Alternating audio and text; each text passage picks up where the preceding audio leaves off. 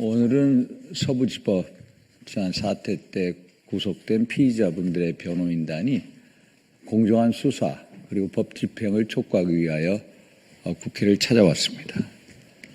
어떤 경우에도 폭력은 정당화될 수가 없습니다. 그런데 이번 사태를 둘러싸고 수사나 법 집행이 사안의 경중을 따지지 않고 일방적으로 진행돼서 황당한 사례가 아주 여러 건이 있다고 합니다. 그래서 임승수 변호사님 비롯한 변호사분들께서 오셔서 그 사례를 말씀드리고 공정한, 첫째도 둘째도 셋째로 중요한 것은 공정한 법과 원칙의 집행이다. 이런 취지로 기자회견을 하도록 하겠습니다. 그럼 어느 분 말씀 주실래요? 네, 안녕하십니까. 폭도 낙인을 중단하라. 서부 자유운동 변호인단. 현재까지 일부 언론과 더불어민주당, 사법부까지 나서서 지난 1월 22일 구속영장이 발부된 분들을 폭도라고 규정하고 있습니다. 저희 변호인단은 이에 대하여 몇 가지 의문을 제기합니다. 이분들이 진정 폭도일까요?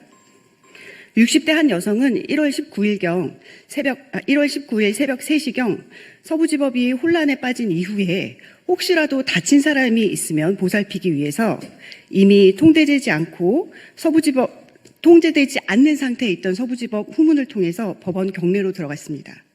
넘어진 사람을 돌보고 경찰관 등에 대해서 폭력을 하지 말라고 만류하다가 체포되어서 현재까지 계속 구속 중입니다. 서울 강남구에 거주하는 62세 안모 씨는 중증 장애인입니다. 혼자 오토바이를 타고 법원 근처에 가서 주위를 맴돌다가 무슨 일이 있나 하고 법원 밖 전봇대 위에 올라가서 법원 경내를 살펴보는 중에 법원 안에 있는 경찰관 손에 이끌려서 법원 경내로 떨어진 후에 체포되었고 현재까지 구금 상태에 있습니다.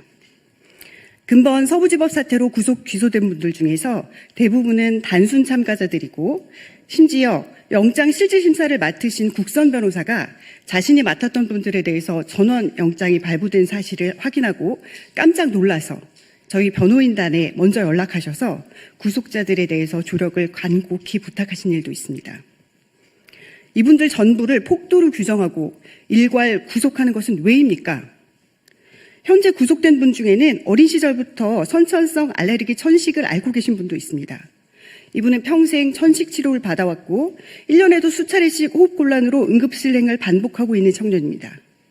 구속적 부심 과정에서 변호인이 청년이 천식으로 인해 생명이 위험할 수도 있다는 점을 강조하면서 불구속 수사에 대해서 호소하였지만 이러한 호소는 폭도라는 낙인 앞에 아무런 의미가 없었습니다. 또 성인 ADHD를 앓고 있는 구속 피고인의 사례도 말씀드립니다. 의학적으로 성인 ADHD가 중한 경우 충동장애, 우울증 등을 앓게 되고 자살 충동을 억제하는 데도 큰 어려움을 겪게 되기 때문에 정신과 전문의 상담을 받고 관련 안정제를 주기적으로 장기간 복용하여야 합니다. 이분은 스스로 경찰을 찾아 범행을 자수하면서 자신의 질병이 중하다는 사실을 알리고 병원 치료를 이유로 불구속 수사를 요청하였는데 오히려 경찰은 구속영장을 신청하면서 범행 이후 유서를 작성하는 등 신병을 비관하여 극단적인 선택을 할 우려가 높다는 피고인의 질병의 내용을 구속의 필요성으로 주장하였고 정해진 수순대로 구속영장이 발부되었습니다. 유일하게 구속되지 않은 피고인이 한 분 계십니다. 진보 성향 법무법인을 변호인으로 선임하고 영장 신문 과정에서도 자신의 성향을 읍소한 이 유일한 피고인은 서울 서부지법이 영장을 기각하였습니다.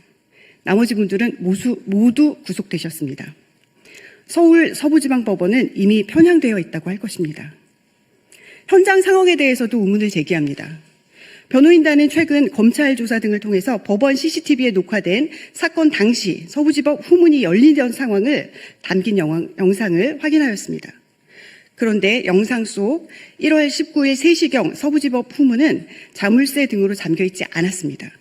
오히려 후문이 일부 열려있는 상태로 경찰과 시민이 대치하고 있었음을 확인하였습니다. 서부지법 후문은 평상시에도 일과 시간이 지나면 자물쇠 등으로 잠겨있는데 왜 당시에는 잠겨있지 않았는지, 당시 후문을 잠궈야 하는 주체는 누구였는지, 왜 경찰은 이를 확인하지 않았는지, 경찰의 안일한 대처가 이번 사태에 기여하는 바는 전혀 없는지에 대해서 의문을 가지지 않을 수 없습니다. 이러한 의문은 관련자들을 모두 폭도라고 규정하고 장기간 구속하는 방법으로 풀릴 수 있는 것이 아닙니다. 그럼에도 말씀드린 바와 같이 전부 구속되셨습니다. 이것이 저희가 이 자리에 선 이유입니다.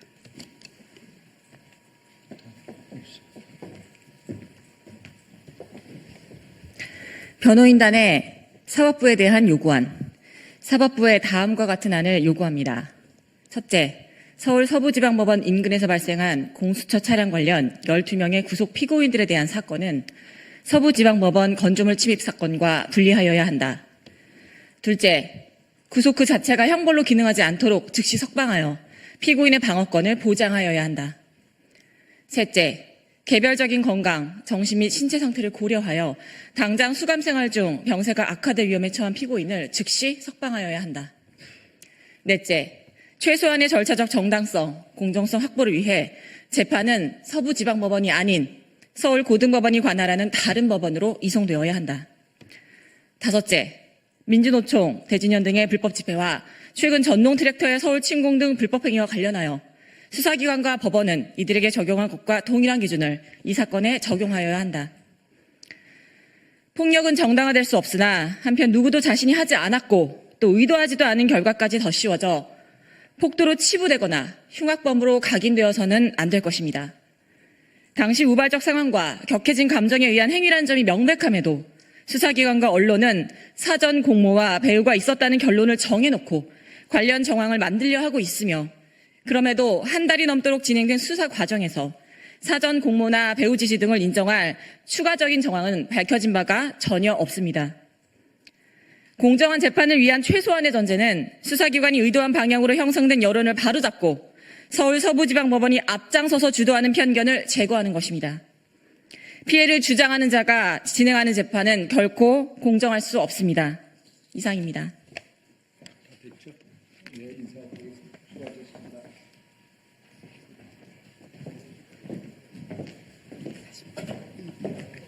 추가적인 말씀을 드리겠습니다.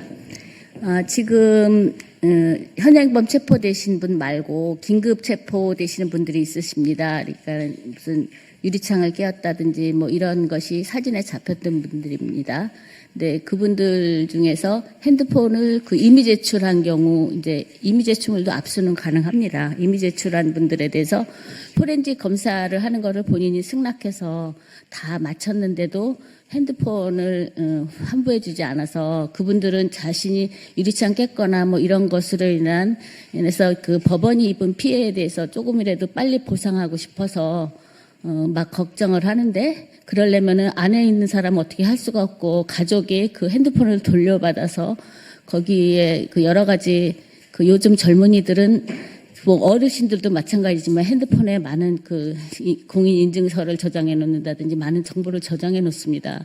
그렇다 보니까는 그 자신들은 법원이 입은 피해를 빨리 보상하고 싶은데 그게 어려워서 절절매는 경우가 있습니다.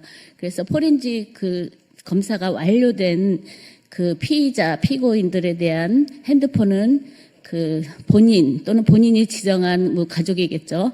그분들이 속히 환부받을 수 있도록 그 법원에서 다른 사건에 비해서 특별히 더 신경 써주셨으면 고맙겠습니다.